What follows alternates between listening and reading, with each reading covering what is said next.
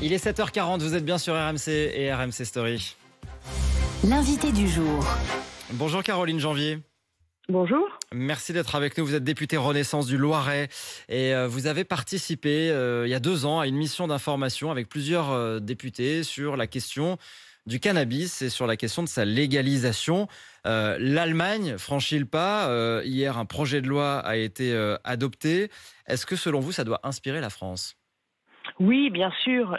On voit bien qu'en France, on est dans une impasse parce que nous avons un des systèmes les plus prohibitifs, avec 1 an de prison prévu pour la consommation de cannabis et avec des résultats très, très décevants puisque nous sommes parmi les plus gros consommateurs d'Europe et notamment chez les jeunes. Notre moyenne de consommation chez les jeunes est le double de la moyenne européenne. Donc on voit bien que ça ne fonctionne pas et qu'on échoue à la fois sur les questions de sécurité et sur les questions de santé. On échoue à protéger nos jeunes des dangers du cannabis, contrairement à d'autres pays comme le Portugal qui a dépénalisé et qui a une consommation de cannabis 2 fois inférieure à la nôtre. Alors, la législation Allemagne sera très encadrée.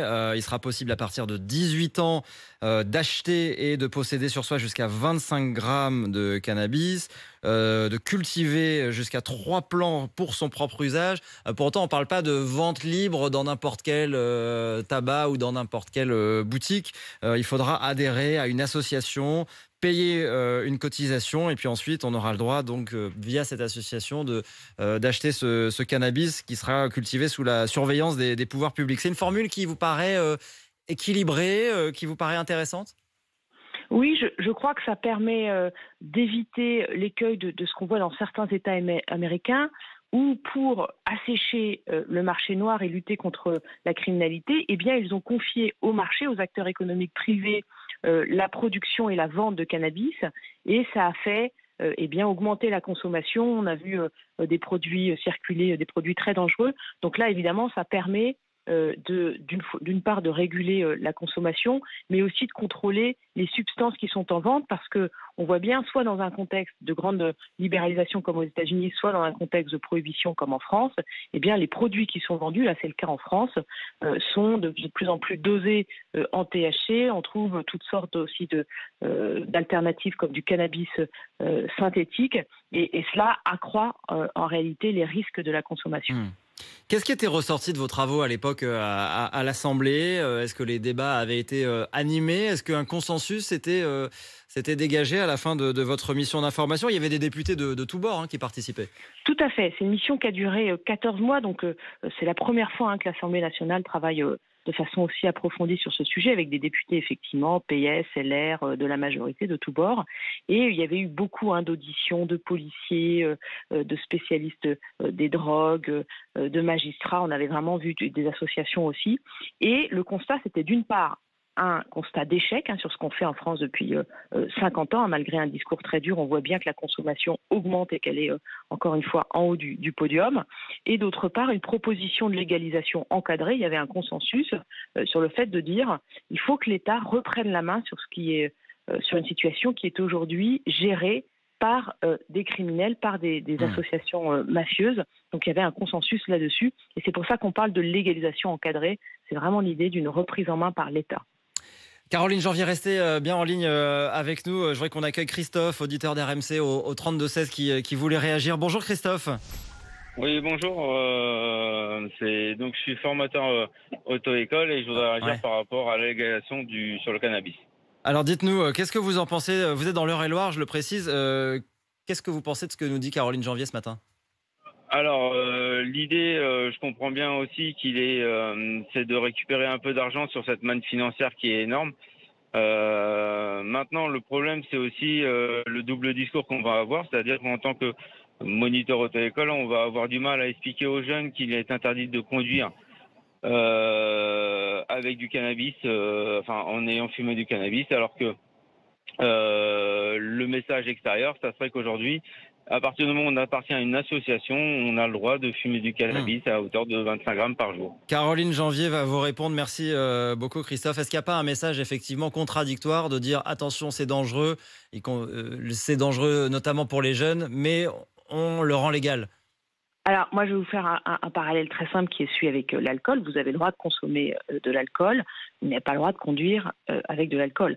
Donc, non, au contraire, moi, je crois que ça va permettre d'informer les consommateurs, ce qui aujourd'hui est quasiment inexistant. Et pour vous citer un autre exemple qui est celui du Canada, où il y a une légalisation du cannabis, eh bien, les peines ont été durcies pour la vente de cannabis à des mineurs. C'est 14 ans de prison quand vous vendez du cannabis à des mineurs. Donc l'idée, c'est vraiment ça, c'est de protéger ceux qui sont les plus vulnérables, c'est-à-dire les mineurs et même les moins de 25 ans, dont le cerveau n'est pas encore complètement formé, de durcir éventuellement les peines en cas de conduite sous stupéfiants, évidemment. Mais il faudrait, par exemple, vous citez l'âge de 25 ans, le ministre de la Santé allemand, qui est le ministre qui porte cette loi en Allemagne, qui est lui-même médecin, dit attention, le cerveau des jeunes, effectivement, continue de se transformer jusqu'à l'âge de 25 ans. La consommation régulière de cannabis peut entraîner des problèmes irréversibles et des psychoses. Donc lui-même le dit. Mais pourtant, c'est légalisé à partir de 18 ans. Est-ce que selon vous, il faudrait légaliser, mais qu'après 25 ans ? Je pense qu'effectivement, la bande de 18 ans est importante parce que quand même, on voit bien qu'on est majeur à partir de 18 ans. En revanche, informer, et aujourd'hui, cette information n'existe pas. Quand vous interrogez en France des auditeurs sur effectivement la dangerosité du cannabis en fonction d'âge, je pense que très peu de personnes pourront vous donner cette information. Donc l'idée, c'est effectivement d'informer très fortement là-dessus, en ayant bien en tête, et encore une fois, la consommation de cannabis présente un certain nombre de risques, mais tous les scientifiques qui comparent la dangerosité et le caractère addictif d'un certain nombre de substances sont d'accord sur le fait que l'alcool est plus dangereux et plus addictif que le cannabis. Donc encore une fois, c'est pas parce qu'un produit présente un certain nombre de dangers que la meilleure façon de s'en protéger est de l'interdire. Et on a vu l'exemple de la prohibition aux États-Unis, où le fait d'interdire l'alcool, en réalité, a créé d'autres dangers, en plus de celui de la consommation de l'alcool. Caroline Janvier, votre position que vous exprimez ce matin, ça n'est pas la position du gouvernement. Et vous êtes minoritaire, même au sein de la majorité. Il y a Gérald Darmanin, le ministre de l'Intérieur, qui répète sans arrêt que, je le cite, c'est de la merde, on ne va pas légaliser cette merde, c'est de la lâcheté intellectuelle. Vous appelez le gouvernement à se saisir de cette question ?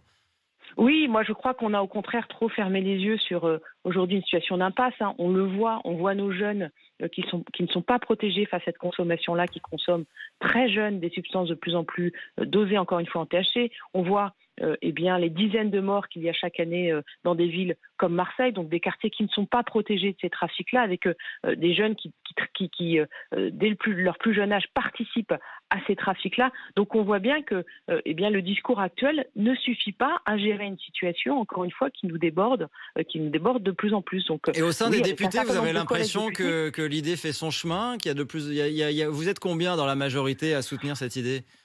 C'est compliqué à dire. On est un certain nombre à être favorables à une légalisation. Certains sont favorables à une dépénalisation. Je crois qu'il y a une majorité de députés qui sont d'accord avec le fait que ça ne fonctionne, que ce que nous faisons actuellement ne fonctionne pas.